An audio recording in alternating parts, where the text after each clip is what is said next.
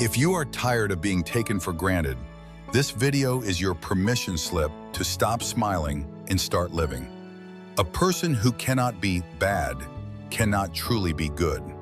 We are taught from childhood to be the good boy or the good girl.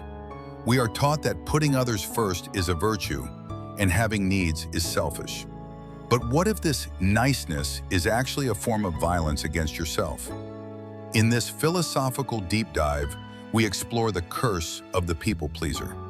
We examine why constant self-sacrifice doesn't make you a saint, it makes you a ghost.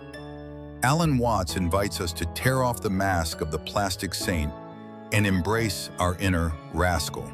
Because the world doesn't need your obedience, it needs your truth. In this video, we break down the 4 pillars of authentic living. The mask that eats the face. Why faking kindness is actually a form of deception and manipulation. The myth of selflessness.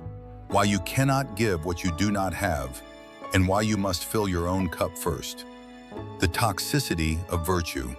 How repressed anger turns into passive aggression and destroys relationships. The ghost in the room. Why you must be willing to be difficult and say no in order to truly exist. We begin our inquiry with a character type that we all know. Perhaps we work with them. Perhaps we are married to them. Or perhaps, if we are very honest with ourselves, we are them. This is the person who is relentlessly, exhaustingly nice. They never disagree. They never complain. They never say no. If you ask them where they want to eat, they say, "Oh, whatever you like is fine with me." If you step on their foot, they apologize to you. They seem to have no edges, no friction, and no shadow. They are the perfect employee, the perfect spouse, the perfect child. Society tells us that this is the ideal. We are taught from kindergarten, be nice, be polite, don't cause a scene, put others first. But Alan Watts, with his characteristic ability to see the devil in the details, invites us to look closer at this nice person. He suggests that if you look deep into their eyes, you will not find peace. You will find terror. He suggests that this extreme niceness is not a virtue, it is a camouflage. And most dangerously, he warns that a person who cannot be bad cannot truly be good. We are going to explore the first great paradox of people-pleasing, why the plastic saint is often more destructive than the honest sinner. To understand the people-pleaser, we must understand the concept of the persona. The word person comes from the Latin persona, which referred to the masks worn by actors in Greco-Roman theater. The mask had a megaphone built into the mouth so the voice could be projected. So, to be a person is to wear a mask. We all do it. We have a mask for work, a mask for parties, a mask for our parents. This is normal. It is the lubricant of social machinery. But the people pleaser makes a fatal error. They mistake the mask for their face. They become so terrified of rejection, so terrified of being found out as an imperfect human being, that they glue the mask to their skin. They decide, I will only show the world the parts of me that are acceptable. I will be the good boy or the good girl. I will hide my anger, my greed, my laziness, and my sexuality.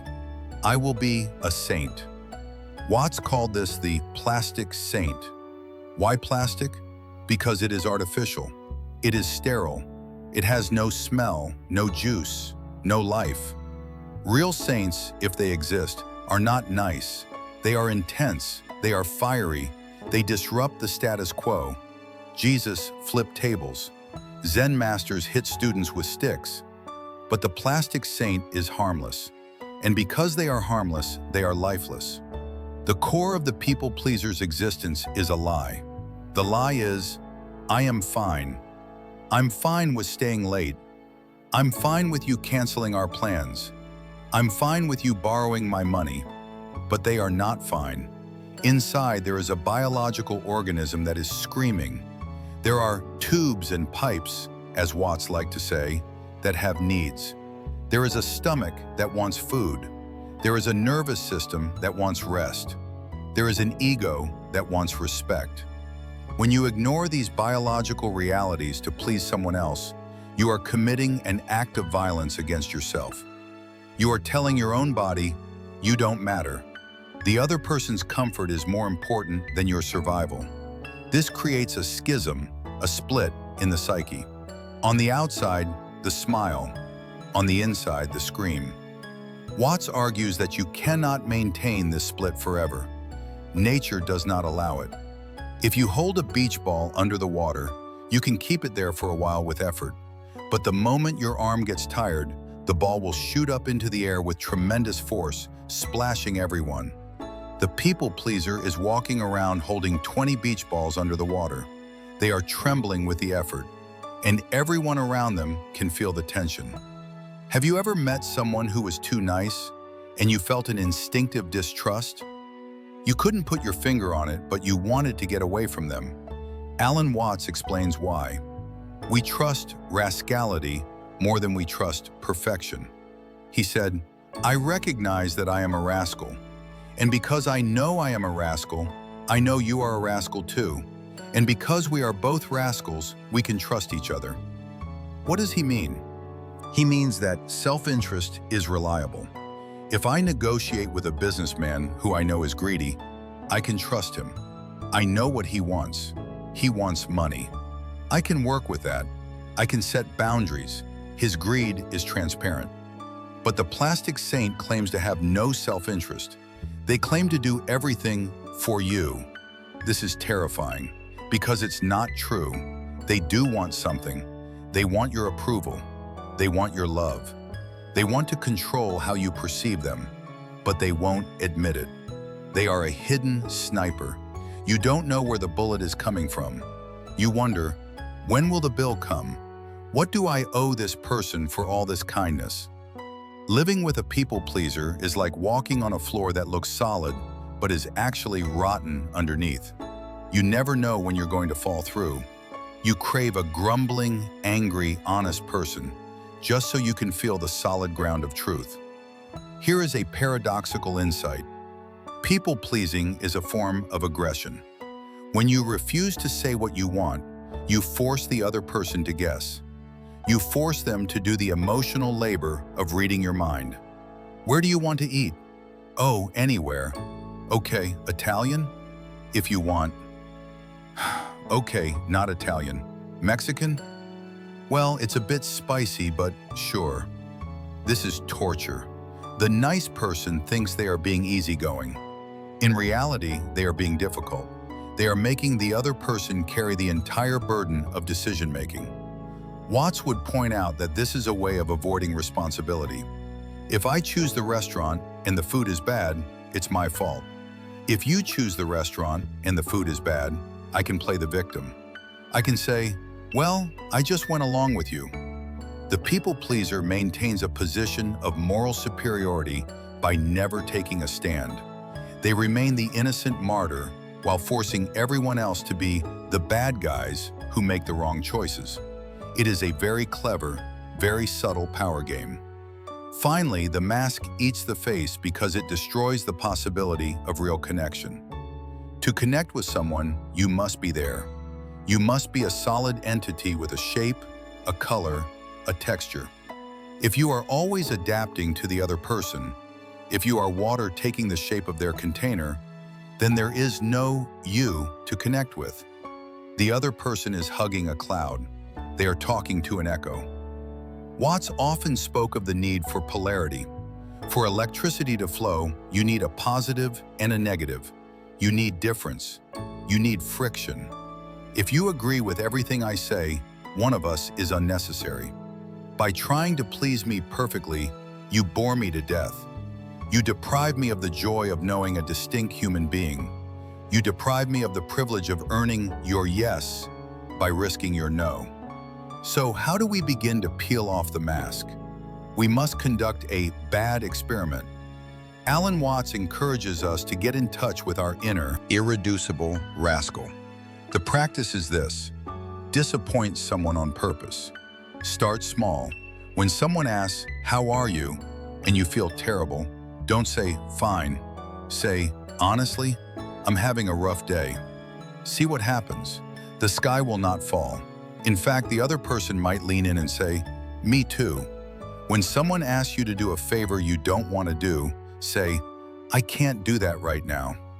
Don't offer an excuse. Don't lie and say, "I have a doctor's appointment."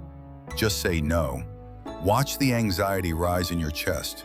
The demon will scream, "They will hate you. They will leave you." Let it scream. Stand your ground. And then watch the miracle. They will likely say, "Okay, no problem," and move on. You will realize that your nice mask was not holding the world together. The world holds itself together. You are free to be real. We have exposed the plastic saint. We see that this niceness is fear in disguise. It is a lack of courage to be a distinct individual. But this raises a deeper question. Why are we so empty that we need to buy approval with our obedience? Why do we feel that we have no value unless we are serving others? This leads us to the second pillar, self-love. We often think self-love is selfish, but Watts argues the opposite. You cannot love anyone else until you love yourself. We must explore the mechanics of the empty cup. We move now from the mask of the nice person to the engine that drives it. We move to the fundamental misunderstanding of love itself. In our culture, selfish is a dirty word. From the moment we are born, we are trained to believe that thinking of oneself is a sin and thinking of others is a virtue. We are told, "Don't be selfish, share your toys, think of the starving children." We are raised with the idea that the good life is a life of total self-sacrifice.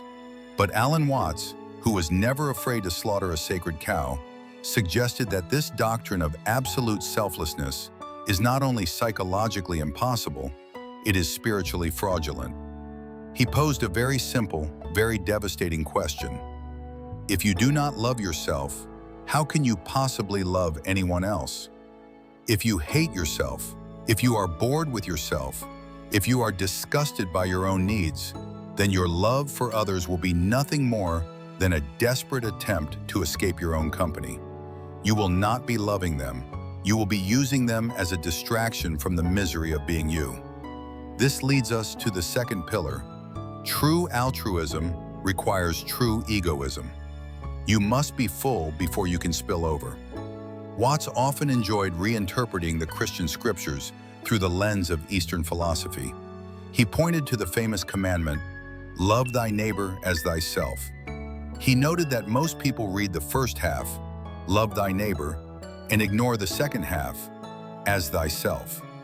The commandment does not say, "Love thy neighbor instead of thyself." It sets up a standard of equality. It implies that self-love is the basis, the foundation, the template for how you treat the world. If you treat yourself like a slave, if you ignore your hunger, suppress your truth, and whip yourself with guilt, and then you treat your neighbor as yourself, what are you doing? You are treating your neighbor like a slave. You are whipping them with your own neuroses. A person who is harsh with themselves is invariably harsh with others. They may hide it under a veneer of politeness, but the judgment is there. They think, "I am suffering to be good, so you should suffer too." Imagine a baker. His job is to feed the village. He bakes bread every day and gives it away for free because he wants to be a good person. But he is so busy baking for others that he forgets to eat. He thinks eating is selfish. So he grows thinner and thinner.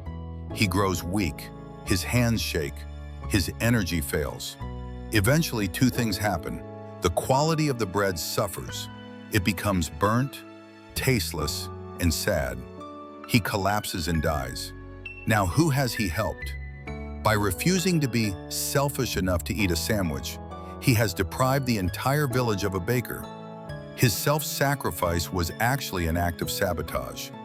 This is the state of the people pleaser. They are emotionally malnourished. They give and give and give. Time, energy, attention, but they never recharge. And so what they are giving is low-quality energy. It is nervous energy. It is frantic energy. It is guilt energy.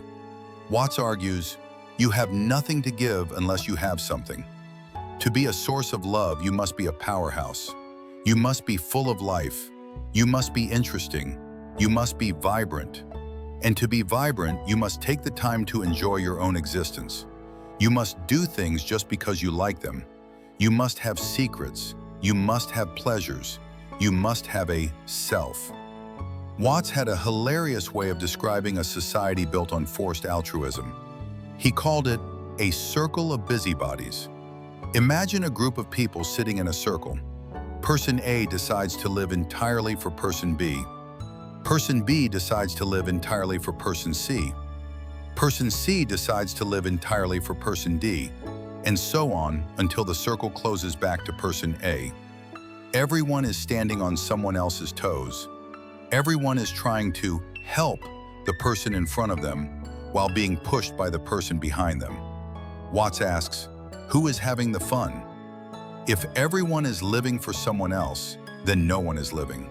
The life is never actually consumed. It is just passed around like a hot potato that no one is allowed to eat. This is the absurdity of the self-sacrificing mother who says, I gave up my life for my children. She raises her children to believe they must give up their lives for their children. It is a hereditary disease. It is a chain of misery disguised as virtue. Watts says, please be selfish. Enjoy your life, because if you enjoy your life, you will be a delight to be around. Think about the people you truly love to visit. Are they the martyrs who sigh and say, oh, don't worry about me? No. The people you love to visit are the ones who are having a great time. They are cooking food they love to eat and sharing it with you. They are listening to music they love and dancing with you. Their joy is infectious. They are not trying to please you. They are pleasing themselves, and you are swept up in their wake. When the people pleaser ignores their own needs to serve others, they convince themselves they are doing it out of love. But usually they are doing it out of commerce. This is the hard pill to swallow.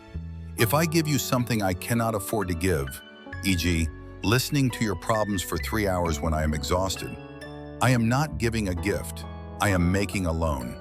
And unknowingly, I expect to be paid back. I expect you to say, thank you, profusely. I expect you to listen to my problems later. I expect you to never leave me. And if you don't pay me back, if you just say, thanks, and walk away, I explode. I feel cheated. After all I did for you, this proves it was never love. Love asks for nothing. Love is an overflow. If I have a full cup of water and I pour some into your cup, I don't lose anything. I have plenty. I don't need you to pour it back. But if I have only 3 drops of water and I give them to you, I am dying of thirst, and I will watch you like a hawk to make sure you appreciate those 3 drops. The people pleaser is a merchant pretending to be a philanthropist, and the people around them feel the debt. They feel the heaviness of the transaction. They know that every favor comes with an invisible invoice attached. To understand why self-love is vital, we must look at the self as an instrument. If you are a violinist, you take care of your violin. You polish it, you tune it, you keep it in a temperature-controlled case. Is this selfish? Is the violinist narcissistic for obsessing over his wood and strings? No. He honors the instrument because the instrument is how he makes music for the world. If the violin is cracked, the music is ugly. You are the instrument, your body, your mind, your nervous system. This is the only vehicle you have to interact with the universe. If you let the instrument rot, if you fill it with stress, bad food, lack of sleep, and repressed anger, then the music you play for your family and friends will be discordant. It will be screechy. To love yourself is to tune the instrument. It means saying, I need an hour of silence today, not because I am lazy, but because if I don't get this silence, I will be out of tune, and I will snap at my children. This is not selfishness. This is stewardship. So how do we fix the empty cup? We must conduct a joy audit. Watts encourages us to reconnect with the simple, biological pleasure of being alive. Most people pleasers have forgotten what they actually like. They only know what others like. The practice. Spend one day or even just 1 hour doing something that has absolutely no social utility. Do something that helps no one. Do something that produces nothing. Do something that cannot be put on a resume or Instagram. Watch a cloud. Eat a piece of chocolate slowly. Draw a terrible picture and throw it away. Ask yourself, does this feel good to me? Retrain your nervous system to register your own pleasure signals. When you start to fill your own cup, when you start to feel happy independent of other people's approval, you become dangerous, you become powerful, and paradoxically, you become much more loving. Because now, when you say yes to someone, it is a real yes. You are not doing it to survive. You are doing it because you have so much energy you want to share it. We have established that the plastic saint is a fraud, part 1. We have established that you must have a self before you can give it away, part 2. But what happens if you ignore this advice? What happens if you continue to serve others while your own cup is dry? Where does all that unlived life go? Where does the denied hunger go? It doesn't disappear. It rots. It turns into something poisonous. It turns into resentment. This leads us to the third pillar, the buildup of resentment. We must examine the dark, ugly underbelly of the nice person, the passive-aggressive avenger.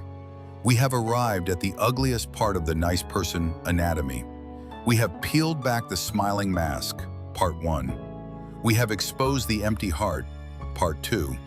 Now we must look at the poison in the gut.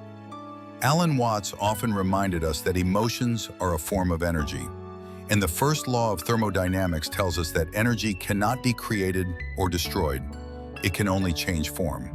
So when you feel anger and you swallow it to be polite, where does it go? When you feel hurt and you smile to keep the peace, where does the hurt go?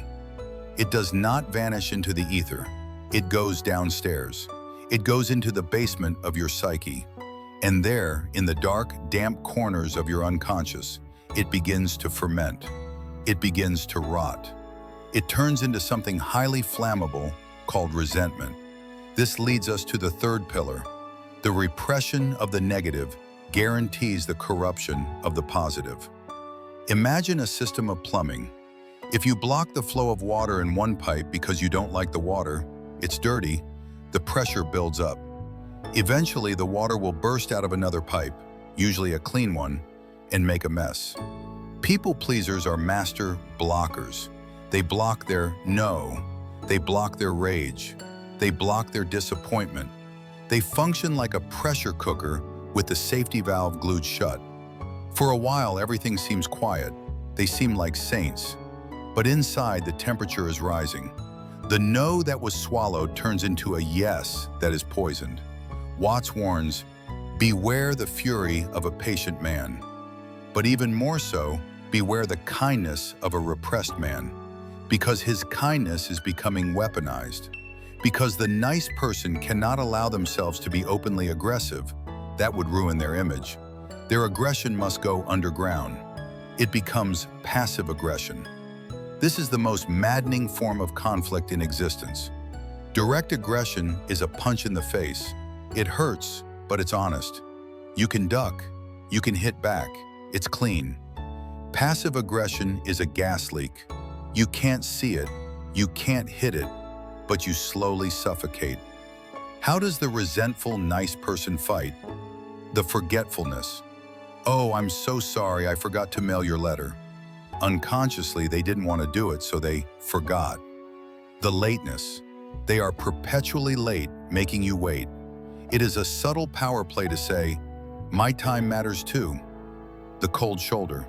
They say nothing is wrong, but the temperature in the room drops 10 degrees. The backhanded compliment. You look so brave wearing that dress. Watts points out that this is not accidental. The rascal inside is trying to get out. Since you won't let him out the front, door with a sword, he is sneaking out the back door with a vial of poison. You end up hurting the people you claim to love, but you do it in a way that allows you to maintain plausible deniability. I didn't mean to hurt you, I was just trying to help. The ultimate evolution of the resentful people pleaser is the martyr. The martyr sacrifices everything for others, but makes sure everyone knows about it. They carry their cross, but they bang it loudly against every doorframe they pass. Their favorite phrase is the unspoken or spoken guilt trip. Look at what I've done for you. I gave up my career for you. I stayed in this marriage for you. I worked 2 jobs for you. This turns love into a cage of guilt. Watts asks, is it a gift if the price tag is still attached? If I give you a gift and then every day for the next 10 years I remind you of how much that gift cost me, I haven't given you a gift. I have given you a burden. I have enslaved you. The children of martyrs often grow up feeling a crushing sense of debt. They feel they have no right to be happy, no right to leave home, no right to disobey because mom, dad sacrificed so much. This is not love. This is emotional usury. It is lending life at a high interest rate. The martyr needs the other person to be helpless or indebted because that is the only way the martyr feels valuable. If you actually become independent and happy, the martyr gets depressed because their sacrifice is no longer needed. Eventually, the pressure cooker explodes. This is the phenomenon where the calmest person in the office suddenly throws a stapler through a window because someone stole their yogurt. It's never about the yogurt. It's about the 10,000 times they said yes when they wanted to say no. It's about the 10 years of swallowed insults. When the nice person finally snaps, it is terrifying. It is disproportionate. It destroys relationships permanently. Watts argues that a little bit of controlled explosions, honest anger, along the way keeps the house from blowing up. If you say, I'm angry that you're late, when it happens, the energy is released. It's a small pop. If you save it up for 10 years, it's Hiroshima. Watts gave a specific example about parenting. He said it is better for a mother to be a bad mother occasionally than to be a perfect mother who resents her children. If a mother screams, "Get away from me, you brats, I'm tired of you," the children might cry for 5 minutes. They might think, Mom is grumpy, but they know where they stand. They know Mom is a human being with limits. But if the mother smiles and says, "Come here, darlings," while secretly wishing they would disappear, the children feel something creepy. They feel the hatred vibrating under the skin of the love. This drives children crazy. They think, Mom is acting nice, but I feel like I'm bad. Must be crazy. Watts advises, be human. Lose your temper. Get over it. It clears the air. A storm is better than a toxic fog. So, how do we drain the poison before it kills our relationships? We need a practice for releasing resentment safely. Watts suggests we stop judging our feelings and start acknowledging them. The practice is admit the hatred. Go to a private place or write in a journal that you will burn later and admit the absolute worst truths about your loved ones. I hate my husband for being so lazy. I hate my kids for ruining my body. I hate my boss for breathing so loudly. Do not censor yourself. Let the rascal speak. You are not going to act on these things. You are not going to kill anyone. You are simply acknowledging the shadow side of your relationships. Paradoxically, when you admit, I hate you sometimes, you create space to love them again. You realize, okay, I hate that behavior, but I'm still here. The pressure is gone. By validating your own dark side, you stop needing to project it onto them via passive aggression. You can come back to the dinner table and say, I was feeling really frustrated earlier, so I took a walk. I'm better now. That is clean. That is honest. That is respectable. We have seen how the nice person creates a toxic buildup of resentment. Part 3. We have seen how they become martyrs who weaponize their sacrifice. But there is one final, tragic cost to people-pleasing. It's not just that you annoy others with passive aggression. It's not just that you explode. It's that eventually you cease to exist. By constantly adapting to others, by constantly merging, you lose your outline. You become a ghost in your own life. And this makes true relationship impossible, because a relationship requires two people. This leads us to the fourth and final pillar, the disappearance of the self.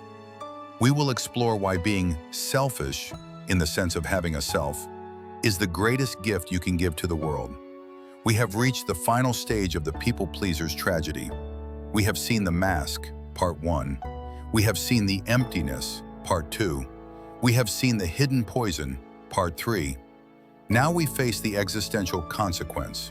If you spend your entire life adapting to others, if you change your shape like water to fit every container you meet, eventually a terrible thing happens. You disappear. You become a mirror that reflects everyone else but has no image of its own. You become an echo that repeats every sound but has no voice of its own. And here is the cruelest irony of all. The people-pleaser does this to be loved. They erase themselves so that no one will reject them. But Alan Watts points out a devastating truth. You cannot love a ghost. You cannot love a non-entity. To be loved, there must be a you there to receive the love. This is the fourth pillar. To have a relationship, there must be two distinct people. If one person merges completely into the other, the relationship ceases to exist. It becomes solipsism. Watts often told the story of a man who wanted a perfect companion. He wanted a wife who would never argue, never disagree, and never cause trouble. So he found a magical spell that created a duplicate of himself, but in female form. Whatever he said, she agreed. I like pizza. I love pizza too. I hate the rain. The rain is terrible. Let's go to the movies. What a great idea. At first he was delighted. Finally, someone who understands me perfectly, no conflict. But after a week he felt uneasy. After a month, he felt bored. After a year, he felt like he was going insane. Why? Because he realized he was totally alone. He wasn't talking to another person. He was talking to a wall that echoed his own voice. There was no other. There was no surprise. There was no otherness to engage with. The people-pleaser turns themselves into this echo. They think they are being agreeable. In reality, they are being boring. Watts says, we need resistance to feel alive. We need a floor that is hard to stand on. If the floor was soft and gave way every time we stepped, we would fall into the abyss. We need a partner who has a backbone. We need a partner who says, no, I don't want pizza. I want sushi. That no proves that they are real. That no creates friction, and friction creates heat, passion. Watts divided the world into two types of people, the prickly and the gooey. The prickly, rigid, critical, bony, uncompromising. The porcupine. The gooey, soft, sentimental, yielding, shapeless. The oyster. The people-pleaser is pure goo. They are all mush. If you try to pin them down, they squish away. If you ask them a direct question, they give a vague answer. What do you think of this movie? Well, it has some good parts. What do you think? Watts argues that life requires a balance of prickle and goo, bones and flesh. If you are all goo, you collapse into a puddle. To be a healthy human being, you must have some prickles. You must have edges. You must have boundaries. You must be able to say, this is where I stop and you begin. The prickles are your values. The prickles are your non-negotiables. When you show your prickles, you risk scratching someone. Yes, that is the risk of existence. But if you hide your prickles to be safe, you become a blob. And nobody respects a blob. They might step on it, they might wipe it up, but they don't respect it. Here is a deep psychological insight. Even in a relationship that involves leadership or submission, the submissive partner must have power for the dynamic to work. If a leader says, "Follow me," and the follower is a mindless robot who cannot disobey, the leadership is meaningless. It's just programming. But if the follower is a strong, independent person with a sword in their hand who could say no, but chooses to say yes out of trust, that is powerful. The yes of a people pleaser means nothing because they are incapable of saying no. It is a counterfeit currency. The yes of a person with boundaries is gold because you know they had a choice. So by reclaiming your ability to be difficult, you actually increase the value of your kindness. When a grumpy person smiles at you, you feel special. When a people pleaser smiles at you, you feel, oh, they smile at everyone.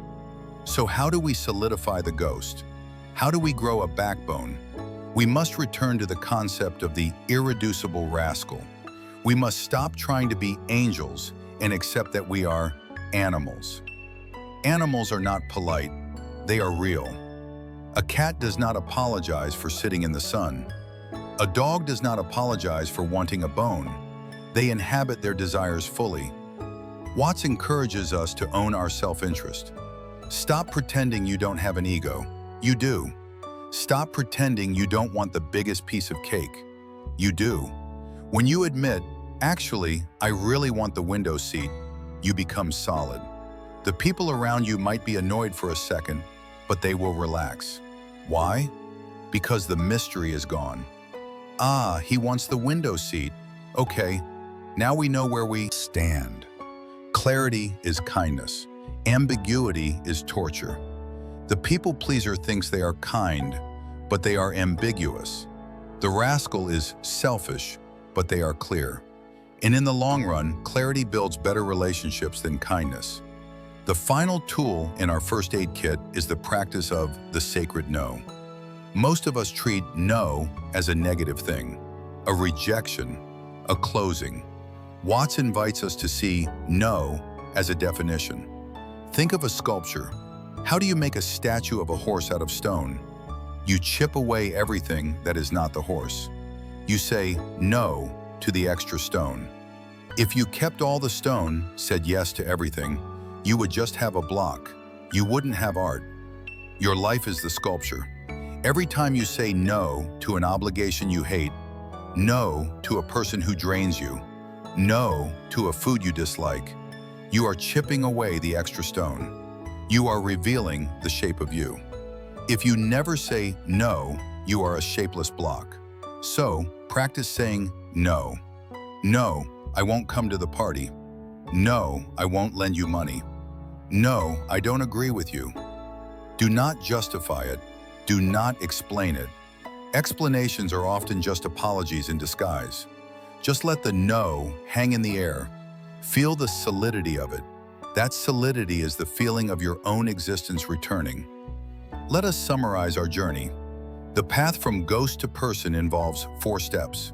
Drop the mask, part 1. Stop trying to be a plastic saint. Admit you are a messy, imperfect human. Fill your cup, part 2. Stop trying to give what you don't have. Be selfish enough to be happy. Vent the poison, part 3. Stop swallowing your anger. Admit your resentment so it doesn't turn into passive aggression. Be a person, part 4. Stop merging. Be prickly. Say no.